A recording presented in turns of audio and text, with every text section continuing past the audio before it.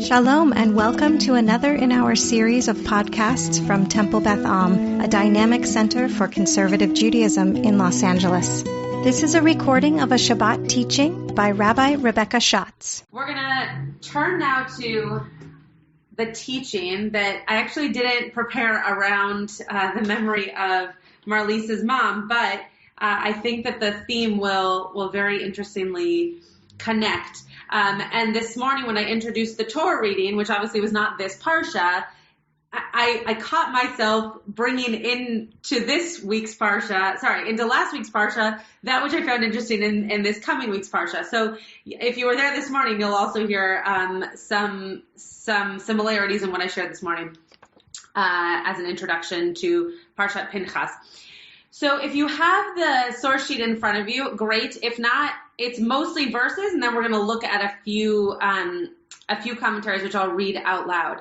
But if you're in a Chumash and you don't have the sheet in front of you, it's Numbers 35, Bamidbar 35, chapter 35, verse 10. And we're going to be talking about these arei miklat, which you've probably heard of before. You might have even heard me teach about them before. I find them fascinating. So every year when we get to them, I find myself teaching about them in some way, shape, or form. But these arei miklat were these cities that were set up so that if someone had killed someone by accident, that they could go to these cities and find refuge. Now, we don't have anything like that in today's day, in terms of believing that if someone were to be killed by accident, that they would have a place to go. And so there's kind of two outcomes in those cases. Either a person lives with the guilt because they're not given a punishment per se, or they have some kind of punishment. Even though it was a mistake, there might be some punishment for their actions. So it's a different idea than this one with these arei miklat. So we're going to just read through the verses first, and then we'll look at some commentaries. But I would love to hear if you have any questions about these verses after we read through them. So again, if you're looking at the source sheet, it's the first page. And if you're not, we're in chapter 35, verse 10. Daber al bnei Yisrael ve'amarta aleihem ki atem ovrim et hayarden artza Canaan. So say to all of the Israelites, to bnei Yisrael, when you cross the Jordan into the land of Canaan, ovrim et hayarden, really you cross through the Yarden is really what it's saying, towards Canaan, right? So artza Canaan is directional. So it's telling you that you're going to go towards the land of Canaan. Ve'kritem lachem arim, arei miklat tihiena lachem. Okay. And you will create for yourselves, you'll provide for yourselves these cities, arei miklat, cities of refuge or cities of safety that will be, and these will be for you, is the Hebrew here. V'nas shama rotzeach makeh nefesh bishgaga. Okay. To which a manslayer who has killed a person unintentionally may go. So just like I explained before, that if a person unintentionally kills somebody, now they have a place that they can go to. V'hayu lachem ha'arim lemiklat. And these cities will be for you for refuge or for safety. I'm purposefully not using only one word for miklat because it is typically seen as refuge, but when we use it in modern day Hebrew, it's a safe room, a safe place to go. Migoel velo yamut harotzeach ad amdo lifnei ha'ida lemishpat. So that the person who did the killing by accident will not die unless he stood trial before an assembly, right? Before a group of people. So he goes to these cities and he doesn't die unless when he goes before a group of people, they decide that that's the punishment. But when he's in these cities, he's seen as safe and free. Okay, maybe not free, but safe. Ve'arim asher titenu shesh arei miklat tihiena lachem. And there will be for you 6 cities of refuge of safety for you in all. There will be 6 of these. Livnei Israel velager velatoshav betocham. So for the people of Israel, for the unknown person, for the stranger, and for the resident alien among you, shesh he'arim ha'ela lemiklat lanus shama kol makeh nefesh bishgaga. So I'm just going to read this whole sentence in English. These 6 cities shall serve Bnei Israel and the resident alien strangers among you for refuge, so that anyone who kills a person unintentionally may flee there.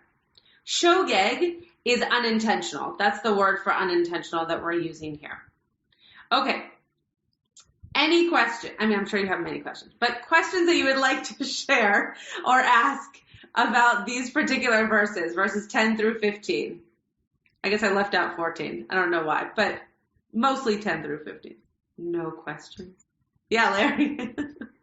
Tons of questions, but you left out 14 because it's a digression, because it actually says that 3 of the cities will be in Canaan, which becomes Israel, and then 3 will be on the other side of the Yarden. And there's a real question: why do you have 3 cities for 2.5 tribes and 3 cities for 9.5 tribes? Right. So thank you for knowing why I might have left it out. I didn't remember that, but that makes sense. Any other questions about these arei miklat, about these cities of refuge or cities of safety? Yeah, Tybal. Sorry that I don't remember, but do all 6 become Levitical cities? Do all 6 become Levitical cities? If I understand the question, the answer is no. Can you expound upon what you mean by that? Well, because the 12 sons are not the 12 tribes. Right. The 12 tribes are 2 grandsons get put in and for Joseph, but then Levi gets pulled out and doesn't get tribal lands. They get cities. Mm-hmm. And I just didn't remember if the cities of refuge and the cities for the Levites were the same thing. But Larry said no. No, they're not the same thing. That I know for sure. They're not the same thing. But to the first part of your question, I actually don't know. But they're not the same thing. That's for sure. But I'll look into that. I had never put those 2 things together, but they're yeah. Larry said no. Trusting Larry. Yeah. I also say no, but you don't have to trust any of us. Who knows? Joanna. There's something, and I don't know, like, is it elsewhere in Torah or is it in this passage and we just haven't read enough, but that when the high priest dies, the people get to go, they get to leave the city of refuge and go back to their regular life. Like, where does that come in? Wow, you guys are really stumping me. I don't. Larry's nodding yes. I'm just going to go with Larry's going to teach the class for today. It makes sense, right? I don't know exactly what you're referring to, or at least I'm not remembering exactly what you're referring to, but it would make sense that similar to when we are under a type of leadership, hi Sean and Tom, maybe Sean knows the answer, that when you're under a certain type of leadership, that once something has ended under that reign, that then the law, or maybe not the law, but the enactment would release, right? Would lift. And so that it makes sense. It's possible that it comes later. Does Rabbi Sean know? I'm just joining. I'm just focusing. Rabbi? Okay. I remember a piece of it from Talmud. There's a section of Talmud about how the mother of the high priest, particularly one who had 7 sons that were high priests, gets all worked up that she's worried that people are going to pray for the death of her son, because that's why what Joanna said, that then there will be all these people, relatives praying, because then their relatives could leave the cities. But I don't remember if that's something rabbinic or if it's Torah, just that it was rabbinic. Well, there you go. At least now we have a source for it. Okay, thank goodness this is not the topic that I'm teaching on, because then I'd be very unprepared. So what I want us to look at today is the fact that these arei miklat, it's really unclear. It keeps saying it's for you or it's for them.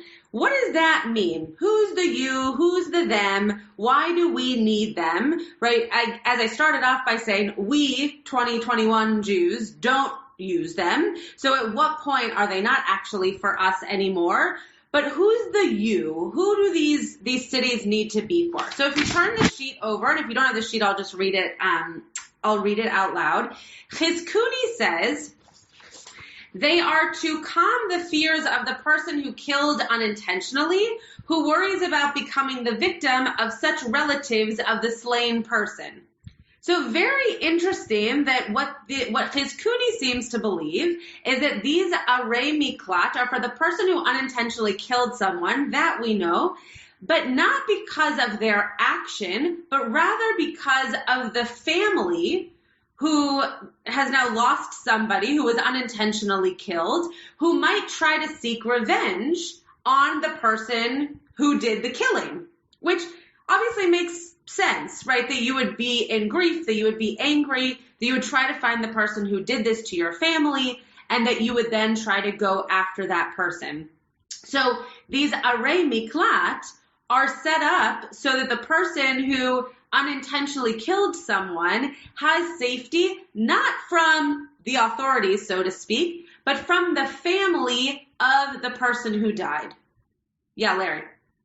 As you know, I'm a fan of Chizkuni, but why do we need Chizkuni here in this verse?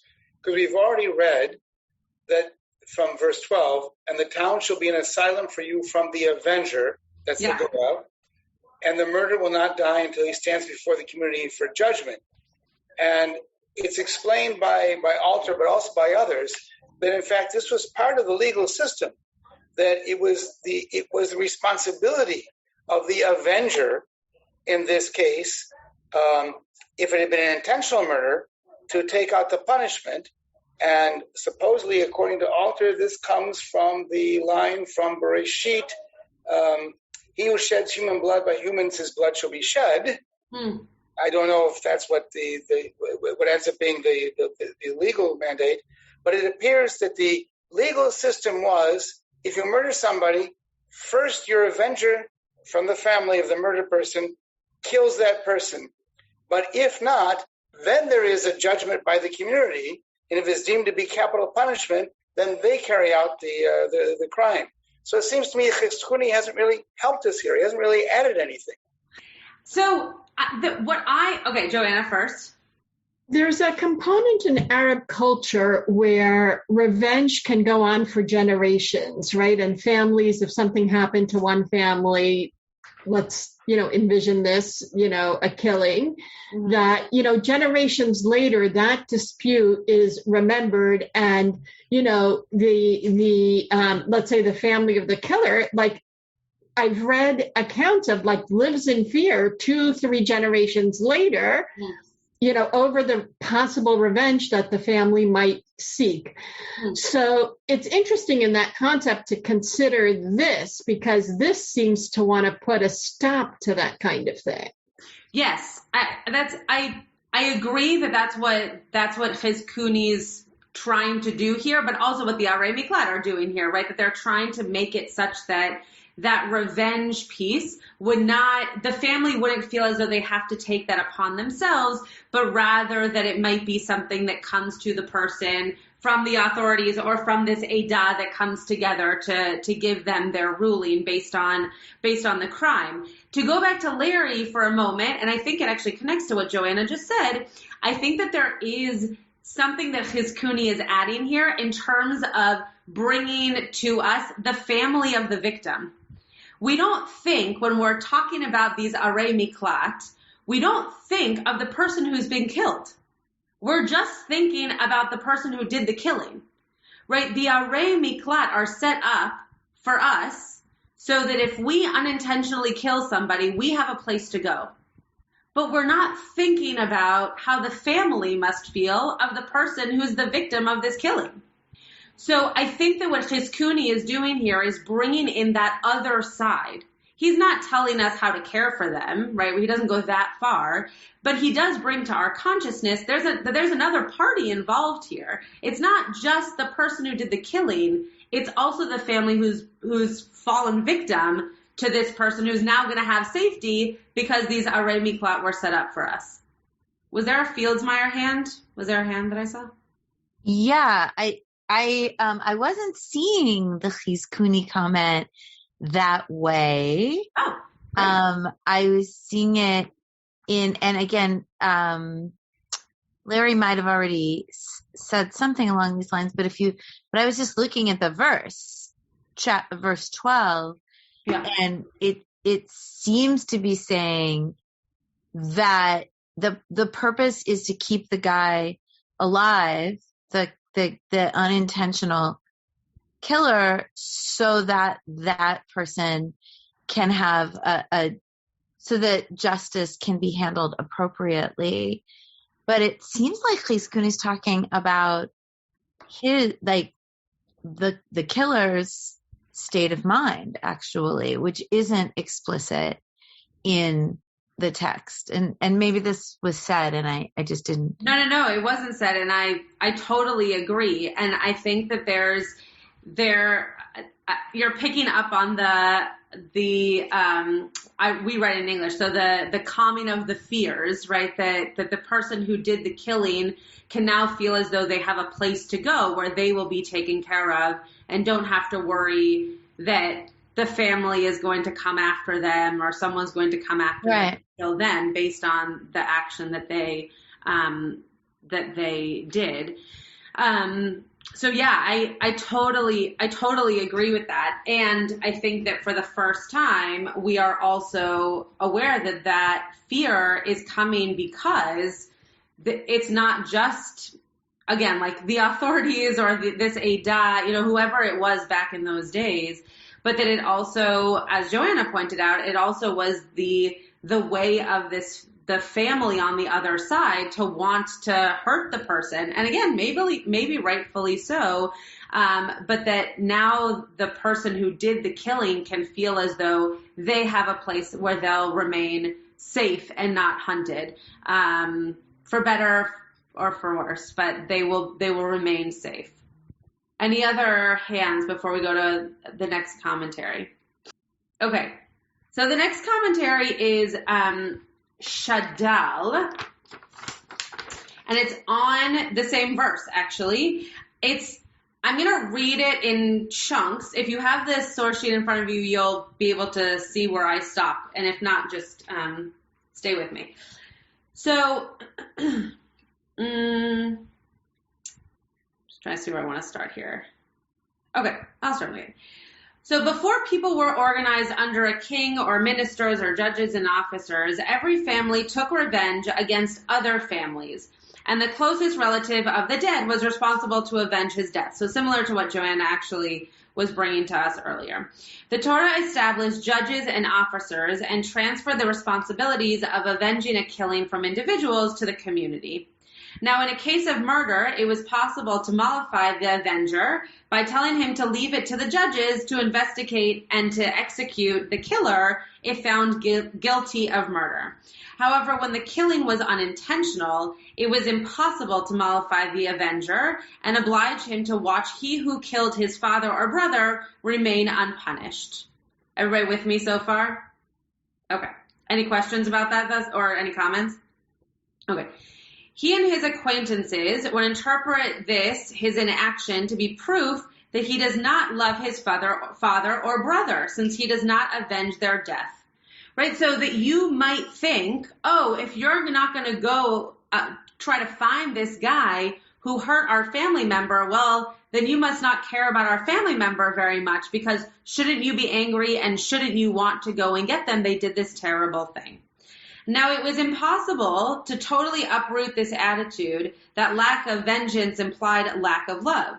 The divine wisdom knew that condemning the avenger to death when avenging an unintentional killing would not prevent all or even most of the avengers from avenging the death of their relatives. So, what did the Torah do?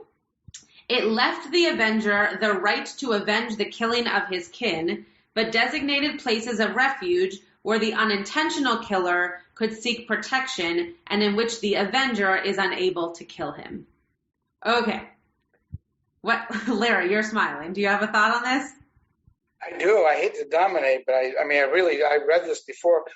Just tell me first, who is Shadal? I knew you were going to ask that, and I didn't write it down, and I don't remember what Shadal stands for. It might come to me, but I'm not remembering in this moment. Oh, Joanna knows. David Luzzatto. But what's the shin? I don't know. Let me think about that one. What's the time period? Italy, I forget exactly when. A very rough guess, 1400s, but that's really rough, and I could be wrong on that. So first of all, but as an aside, because I don't want to dwell on this, yeah, I think that what he's describing here in terms of letting the courts decide is kind of a later development, a Mishnaic and Talmudic development. Right. But I'm blown away by this, and I'm blown away because I'm thinking of contemporary issues, and I'm thinking about the way in which communities feel when someone is killed, and then there's this big question and debate about whether it was justified or not. And obviously I'm talking about police killings. And when it's determined that it was, quote, unintentional, manslaughter, or not even manslaughter, but justifiable, that anger remains. And that's what this is describing here, right here. That anger remains. You can't assuage that anger by saying, but it was unintentional, and therefore it is not a capital case. And so Shadal is recognizing or saying that the Torah is recognizing along the lines of what Joanna was talking about in terms of Arab culture, but not only that, I don't want to focus on Arab culture, that it's really hard for people to, I'll say, act dispassionately, not rationally, act dispassionately, even when they might favor the application of that very same principle if the situation were reversed. So it's both deep and, as I said, it gives an insight into what's happening today in our own societies. Yeah. Marizon, did you want to say something? No, it's on Shadal. Oh, great. Go ahead. I found out it's Samuel David Luzzatto. Samuel, thank you. I know was born 1800 and died 1865 in Italy. Yeah, thank you. Okay. Any other comments before I respond to Larry? Okay. I think that this is, to me, this piece, when I read this, I didn't actually connect it so much to what was going on today, though I think it's a very powerful read to be able to connect it to everything that we're seeing in today's world. I thought of it mostly around the fact that even if these arei miklat exist, that experience of grief and that experience of anger and that guilt, right, that the person who unintentionally does the killing ends up living with is very deep.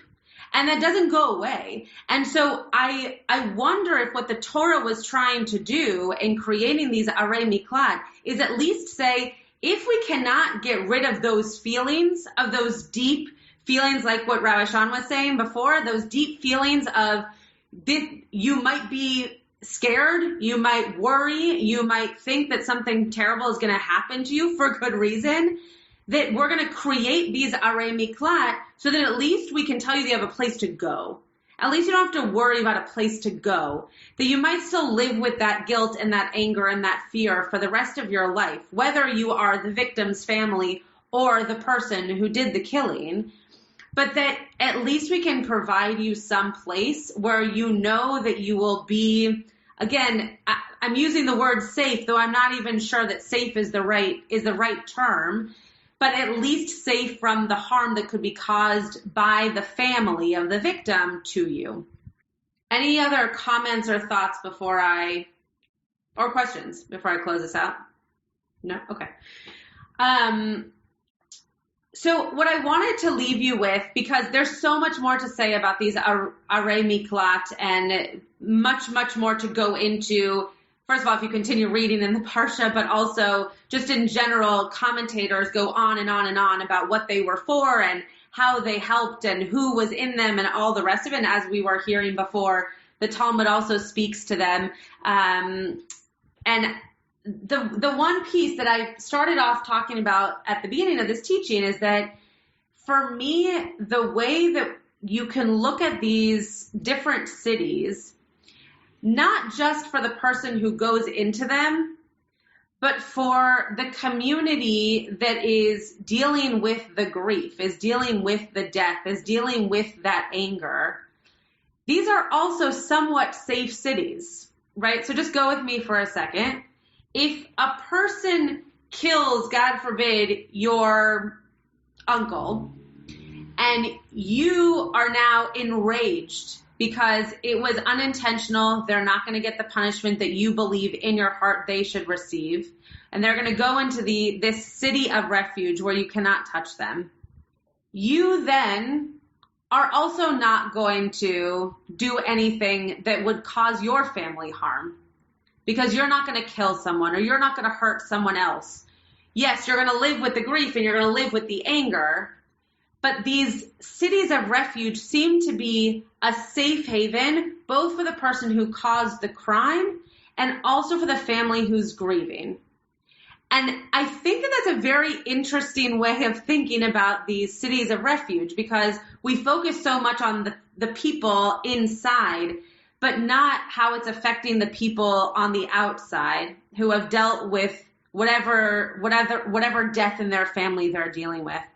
So I know this was a little bit of a different route into these cities of refuge than at least I've ever taken before, but I was compelled by specifically Chizkuni and Shadal in bringing us to those areas of thinking through these cities of refuge.